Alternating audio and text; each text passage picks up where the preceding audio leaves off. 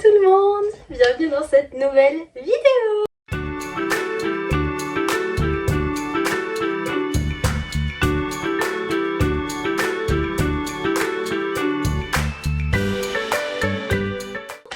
Je suis trop contente de vous retrouver aujourd'hui pour une vidéo hyper spéciale. Je pense que vous l'avez vu dans le titre de la vidéo, mais aujourd'hui nous allons parler du TOPIK. J'ai passé le TOPIK, je l'ai eu. Le TOPIK, c'est la certification de langue coréenne que vous pouvez passer en France ou ailleurs en Europe et dans le monde en tant que personne étrangère qui étudie le coréen. Voilà, pour poser les bases. Quand on apprend le coréen, c'est un examen qui est un peu clé à passer si on le souhaite. Évidemment, il n'y a jamais aucune obligation à passer le TOPIK et on peut très bien apprendre une langue sans passer de certification d'ailleurs, c'est pas obligatoire. Mais je vous avoue que moi c'est vraiment quelque chose qui m'intéresse, j'aime beaucoup les langues étrangères. À côté de l'art, une de mes plus grandes passions dans le monde, c'est les langues étrangères. J'adore apprendre des langues, j'adore en parler. Et donc du coup, tout bonnement, quand j'ai commencé à m'intéresser à la culture coréenne, je me suis forcément intéressée à la langue, donc au coréen, et j'ai décidé de l'apprendre. J'ai pris des cours pendant 2 ans. Et maintenant je l'apprends en autodidacte de mon côté, mais on reviendra là-dessus. Il y a 1 an, donc ça fait vraiment 1 an déjà. Il y a 1 an, je me suis lancé le défi complètement fou avec ma meilleure amie. D'ailleurs, on a partagé ce défi ensemble. Si tu passes par là, je te fais des bisous. On s'est lancé le défi complètement fou de passer le TOPIK. On est cinglés. Le but de cette vidéo, c'est de vous présenter l'examen du TOPIK. Qu'est-ce que c'est, les types de questions, comment ça se passe, comment ça se déroule, pour que vous puissiez éventuellement avoir plein de conseils et des cartes en main pour pouvoir passer cet examen si vous le souhaitez, si vous apprenez le coréen ou si vous voulez simplement vous lancer un défi. Mais en tout cas, ça peut vous être utile. J'ai toutes mes notes sur ma belle feuille orange MDR. Cette vidéo va se diviser en 2 parties. Là, ça fait 4, ça n'a pas de sens. Dans un premier temps, je vais vous présenter le TOPIK, vous donner des informations sur ce qu'est cet examen. Ensuite, dans la deuxième partie de la vidéo, je vais rentrer plus en détail dans le déroulé de l'examen, comment ça se passe, les types de questions auxquelles on peut faire face, vous donner quelques conseils également. Et j'ai une petite annonce en fin de vidéo à vous faire, donc n'hésitez pas à rester jusqu'à la fin. Ok, c'est parti, let's go pour la première partie.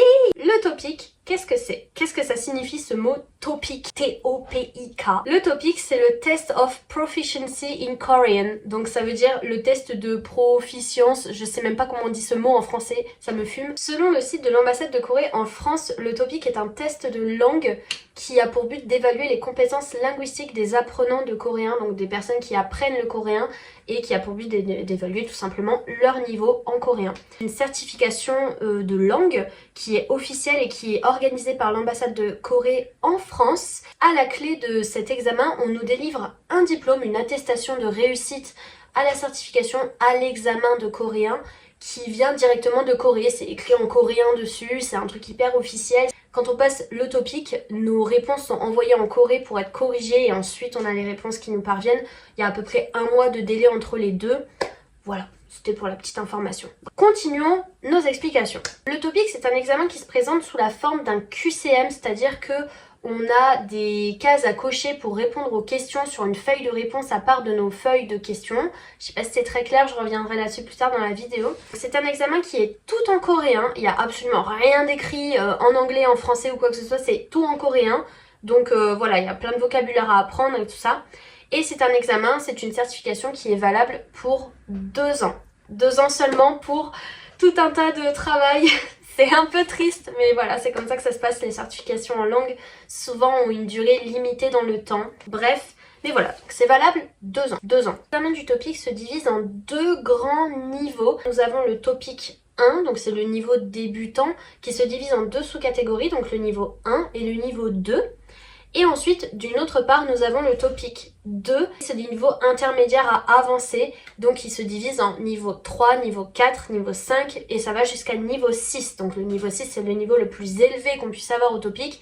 Et quand vous avez le niveau 6, les amis, c'est que vous parlez vraiment très très bien, limite c'est votre langue maternelle. Pour vous inscrire au TOPIK, si vous voulez le passer, bon déjà si vous avez des profs de coréen, peut-être que vous pouvez leur poser la question, vous adresser à eux pour avoir des réponses un peu plus précises, je suis sûre et certaine qu'ils sauront vous aiguiller. Par exemple, je sais que moi de mon côté, quand j'ai voulu m'inscrire au TOPIK, c'est ma prof de coréen qui m'a beaucoup aiguillée, qui m'a montré comment il fallait faire, où est-ce qu'il fallait aller réviser, etc.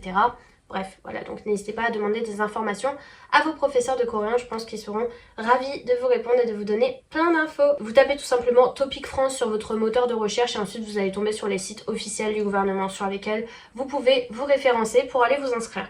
Il y a plusieurs étapes à suivre pour vous inscrire. Donc tout d'abord, il faut créer votre espace sur le site de Topic France. C'est sur cet espace-là que vous allez avoir votre convocation à l'examen, que vous allez avoir les informations sur votre centre d'examen, où est-ce que ça se trouve, l'adresse, et également le plus important, l'accès à vos résultats à l'examen. Quand vous vous inscrivez sur le site, vous allez devoir choisir votre centre d'examen pour passer le TOPIK. Donc il y en a plusieurs en France. Je vous laisserai vous renseigner sur les centres d'examen selon où vous vous trouvez et selon votre région. Et ensuite il faut effectuer un paiement parce que le TOPIK, pour le passer, ce n'est pas gratuit, c'est payant. Si vous voulez passer le niveau 1 du TOPIK, donc le TOPIK 1 pour les débutants, niveau 1 et 2, bon ça il n'y a pas trop de distinction entre les deux, c'est 40 €. Et si vous voulez passer le TOPIK 2, donc le niveau intermédiaire à avancer, c'est 60 € le coût de l'examen. Voilà, donc vous devez payer pour valider votre inscription. Maintenant, je vais rentrer un petit peu plus dans les détails du déroulé de l'examen et de l'examen en lui-même afin que vous ayez toutes les informations. Donc c'est ici qu'on va parler des types de questions, de comment ça se passe, de qu'est-ce qu'il faut faire exactement. Voilà, donc je vais vous détailler un petit peu tout ça dans cette nouvelle partie de la vidéo. Une fois que vous avez fait votre inscription, vous avez bien travaillé, vous avez charbonné comme je sais pas quoi pour préparez votre TOPIK. Arrive le jour de l'examen, vous avez votre convocation avec vous, votre pièce d'identité et maintenant je vais vous expliquer comment ça se passe. Je tiens juste à vous préciser une petite chose très importante, c'est que je vais parler de mon expérience personnelle, donc il est possible que les informations que je vous donne divergent peut-être d'un centre d'examen à un autre. Bon, en tout cas, les examens sont les mêmes partout en France le jour des sessions auxquelles on les passe. Mais voilà, je préférais le préciser, c'est important. Et aussi, je préférais vous préciser que j'ai passé le TOPIK 1, niveau 1-2, donc le niveau débutant, et je n'ai pas passé le TOPIK 2 intermédiaire à avancé. Donc là, ce que je vais vous décrire, c'est surtout l'examen du TOPIK 1. Voilà, c'est très important de le préciser parce que le TOPIK 2, en plus des épreuves que je vais vous décrire dans le TOPIK 1, il y a une partie écriture, rédaction qu'il n'y a pas dans le TOPIK 1. Voilà, mais ça je peux pas vous en parler, je ne l'ai pas passé, donc j'ai pas envie de vous dire n'importe quoi et de vous donner des informations sur quelque chose que je ne connais pas ni que je ne maîtrise pas. Tout d'abord, les indispensables pour passer votre examen, c'est votre convocation et votre pièce d'identité. Pour passer l'examen, vous n'avez pas besoin de ramener un stylo parce qu'en fait, on va vous en fournir un pour cocher les cases de votre feuille de réponse. Le stylo, vous pouvez le garder à la fin, je vais vous montrer tout de suite parce que j'ai le mien. C'est un petit feutre, alors attendez, je vais rapprocher un peu quand même pour que vous voyez quelque chose. Voilà, donc hop, on voit pas grand chose, hein. C'est quoi cette histoire? Oh là là, la youtubeuse qui fait pas des close-up. Feutre de l'examen, donc dessus il y a écrit TOPIK, test de coréen, bon c'est écrit en coréen dessus. C'est écrit derrière Made in Korea, yes. Un petit embout tout fin pour cocher les cases, ou on a un embout un peu plus gros. Qu'est-ce que je raconte moi? C'est pour remplir vos feuilles de réponse. Voilà, vous pouvez repartir avec à la fin, petit cadeau, bravo, vous avez bien charbonné, vous repartez avec un stylo. Félicitations! Wouh! Prenez un stylo avec vous au cas où pour signer la feuille de présence ou quoi, mais en tout cas vous avez votre feutre pour répondre aux questions. On va également vous donner un petit papier avec votre nom, prénom, votre numéro de convocation, votre numéro de candidat à l'examen. Vous allez le garder, bon en tout cas moi c'était comme ça dans mon centre d'examen. En fait c'était juste pour remplir le petit encadré sur ma feuille d'examen avec mon numéro de convocation, etc. Parce qu'en fait sur les tables on a le droit à rien à part votre petit stylo. Précision importante, vous allez devoir remettre votre téléphone à votre examinateur. On va vous attribuer un numéro. C'est une pochette dans laquelle vous glissez votre téléphone, vous avez un numéro et du coup votre téléphone reste dans cette pochette, personne n'y touche, personne ne le prend jusqu'à la fin de l'examen. Voilà, parce qu'en fait vous n'avez strictement droit à rien. Voilà, vous avez les droits qu'à ce petit stylo, rappelons-le, cette star incroyable.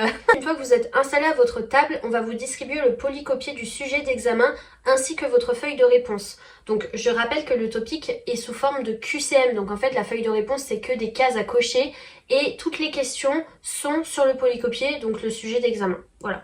Donc à la fin vous devez tout rendre, on garde pas le sujet, on garde pas la feuille de réponse. Bon ça paraît évident la feuille de réponse mais bref, mais le sujet on le rend aussi. Voilà, ça c'était pour le déroulé de l'examen à peu près. Maintenant on va rentrer dans les grandes lignes de l'examen en lui-même. Qu'est-ce que c'est?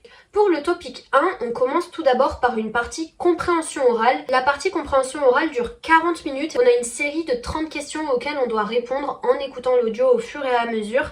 Et ces 30 questions sont notées sur un total de 100 points. Pour la partie compréhension orale, il y a différents types de questions et donc différentes consignes. J'ai noté à peu près dans les grandes lignes. Encore une fois, je précise, c'est basé selon mon expérience. Peut-être que ça a changé, peut-être que ça va changer, que ça va évoluer. Mais dans les grandes lignes, la plupart du temps, pour avoir fait d'anciens tests topiques des années précédentes pour m'exercer et m'entraîner à l'examen, c'est la plupart du temps pareil dans la disposition de l'examen. Tout d'abord, l'oral commence par une série de questions basées sur la consigne « Choisis la bonne réponse ». Donc il y a 4 questions en tout où il faut choisir la bonne réponse à ce qu'on est en train d'écouter. Nous avons une partie « Choisis la phrase suivante ». Mais en gros, on va vous dire une phrase et vous devez juste cocher la case qui correspond à la suite de la phrase.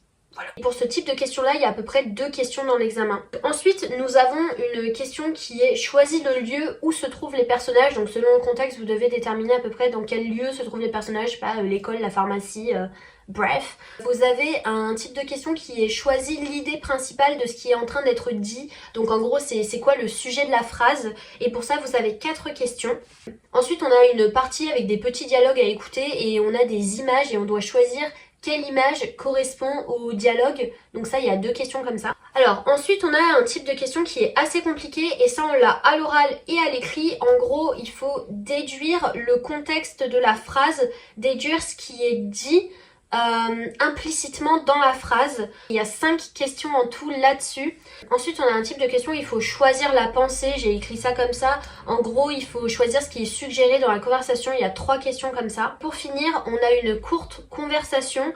Et on a 3 questions qui sont donc divisées en 2 parties. Donc c'est un audio qui est un petit peu plus long que les autres d'avant parce que c'est une petite conversation. Et voilà, on doit choisir la réponse qui convient le mieux à ce qu'on a écouté et à la question qui a été posée. Donc ça, c'est pour la partie orale. Maintenant, on va passer à la partie écrite. Dans la deuxième partie de l'examen, donc l'examen se déroule tout du long, hein. Il n'y a pas de coupure, il n'y a pas de pause entre les deux. Mais en gros, juste une fois que vous avez fini votre compréhension orale, vous pouvez passer à la compréhension écrite.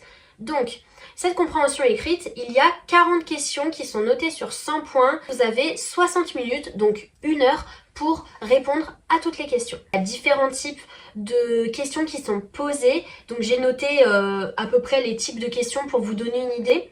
Donc tout d'abord, vous allez avoir choisir le sujet de la phrase, donc de quoi on parle. Vous avez 3 questions là-dessus pour commencer. Ensuite, il y a un autre type de questions où en gros, c'est des cases vides à remplir.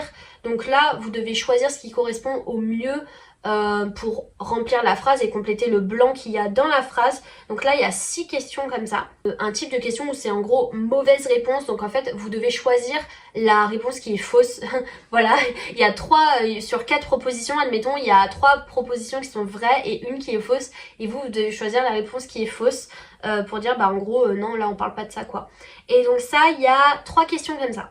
Et ensuite, nous avons un type de questions qui sont les fameuses phrases d'inférence. C'est ce dont je vous parlais tout à l'heure dans la compréhension orale. En gros, c'est les phrases où on doit déduire ce qui est dit dans la conversation. C'est assez difficile. Et en gros, là, on a 2 fois 3 questions encore. C'est en 2 parties. Vous avez d'autres types de questions sur lesquelles vous pouvez tomber pendant l'examen, donc dans la compréhension écrite. Vous avez notamment des petits à moyen texte avec plusieurs questions auxquelles il faut répondre. Des questions notamment sur dégager l'idée principale de ce qui est en train de se dire dans le texte. Donc il y a à peu près 3 questions sur ce sujet-là. Vous avez des textes à lire qui sont plutôt longs avec 2 questions à chaque fois auxquelles répondre. Vous pouvez notamment tomber sur choisir le mot approprié à la place de ne en coréen. Voilà, donc vous devez choisir la proposition qui convient le mieux dans ce contexte à la phrase. Donc souvent c'est un mot de liaison, un adverbe, voilà, à mettre à la place de ne. Donc il faut remplacer en gros le vide. C'est beaucoup de questions comme ça souvent qui reviennent. Pour finir la compréhension écrite et donc pour finir l'examen qui a déjà duré depuis 1 heure et quelques, vous avez des longs textes. Mais quand je vous dis des longs textes, ils sont immenses. sur lesquels vous avez 12 questions qui sont posées dessus et donc vous devez répondre aux questions. Personnellement, à la fin, avec les longs textes et les 12 questions, j'ai pas eu le temps de finir. À la fin, j'étais en freestyle, genre sur les 3 dernières questions, j'ai fait du freestyle à ne pas reproduire, bien évidemment, mais juste pour vous dire, essayez de gérer votre temps au maximum. Pourtant je m'étais bien entraînée, etc. Mais les conditions réelles sont jamais les conditions dans lesquelles on s'entraîne à la maison. Bien évidemment, c'est toujours différent. Donc voilà, petite mise en garde là-dessus. Faites attention à la gestion de votre temps. Moi personnellement, c'est passé à une vitesse l'examen. Genre vraiment, j'ai rien vu passer. Et c'est pour ça qu'à la fin, quand l'examinatrice a dit il reste genre 10 minutes, j'étais en mode et vrai c'est genre, je sais pas, je vous dis 3 questions, j'étais en mode comment je vais faire. Maintenant, vous savez tout sur l'examen du topic. J'espère que vous n'avez pas trop peur, que je vous ai pas trop effrayé non plus. N'ayez pas peur, c'est possible de l'avoir. Restez bien jusqu'à la fin parce qu'il y a une petite grosse annonce à la fin de la vidéo que je veux absolument vous partager. Après, si vous voulez une vidéo plus en détail de tous mes conseils, de comment travailler le topic, qu'est-ce que j'ai utilisé comme application, qu'est-ce que j'ai utilisé comme manuel, comment j'ai fait, n'hésitez pas à me le dire en commentaire et à liker la vidéo. Je me ferai une joie de vous faire une petite vidéo pour vous donner plein de conseils et vous aider à réussir cet examen. Ok, waouh, nous sommes arrivés à la fin de cette vidéo. Et quelle vidéo les amis! Ça me rappelle tellement de souvenirs de quand je travaillais mon topic et tout. Franchement, c'était une bataille, un investissement et tout, mais c'est trop gratifiant quand on arrive, on se dit ok, je me fixe un objectif, on y va à fond. Donc voilà les amis, je peux que vous encourager si vous avez envie de passer le topic, vraiment allez-y. Pour finir cette vidéo, je tenais à vous faire une annonce. Voilà, je vais l'écrire ici. Annonce avec plein de paillettes autour. Donc, ma plus grosse annonce que j'ai envie de vous faire aujourd'hui. Je vous l'ai dit au début de la vidéo, le topic est un examen qui comporte 2 niveaux. Le topic 1 et le topic 2. Et je me lance le défi complètement zinzin en 2025 pour le retour de BTS, parce que pour les personnes qui ne me connaissent pas, je suis ARMY, archi fan de BTS, enfin mes bébous, vous avez compris. Ils reviennent du SM et le groupe sera enfin réuni. Donc pour 2025, le retour en tant que groupe de BTS, je me lance le défi de passer le topic niveau 2. Je pourrais vous faire tout un tas de vidéos de comment je me prépare, de vlogs, study vlog avec moi, de conseils que je pourrais vous donner. Je vais me préparer en autodidacte complète. C'est un défi énorme que je me lance, mais j'ai décidé de me dire BTS reviennent du SM en 2025, tout le groupe sera réuni. Écoutez les gars, c'est le moment, je veux passer mon topic 2 et je veux avoir un niveau de coréen qui soit correct. Retourner en Corée, pouvoir discuter avec les gens et créer encore plus de liens et me lancer ce petit défi personnel. Je vous propose de suivre cette aventure et de partir à l'aventure avec moi pour passer le topic 2. Yes! J'espère que cette vidéo vous a plu, j'espère que ça vous a fait plaisir et que j'ai pu répondre à des questions que vous vous posiez si vous souhaitez passer le topic. J'espère que j'ai pu vous motiver à le passer. J'espère que ça vous aura aidé à avoir un peu plus de clarté sur cet examen. Et j'espère également pour les personnes qui ne connaissaient pas que vous avez découvert quelque chose aujourd'hui et que vous avez appris quelque chose en plus sur la culture coréenne de manière générale. Voilà, ça me fait très plaisir de partager tout ça avec vous. Si ça vous a plu, n'hésitez pas à liker la vidéo, à vous abonner à ma chaîne, à mettre un petit commentaire, c'est toujours sympa, à partager la vidéo. N'hésitez pas, ça me fait toujours trop plaisir d'avoir vos retours. Si vous voulez voir toutes mes actualités, c'est sur Instagram et sur TikTok que vous pouvez me retrouver, venir me suivre. Je partage plus amplement ma vie, mon quotidien. Donc si ça vous intéresse, n'hésitez pas à aller vous abonner. Sur ce, je vous dis à très bientôt dans une nouvelle vidéo et j'ai trop hâte de poursuivre cette aventure du topic 2 avec vous les amis. Je vous dis à très bientôt, prenez soin de vous, c'est important. Merci d'avoir regardé cette vidéo jusqu'au bout et moi je vous dis ciao ciao.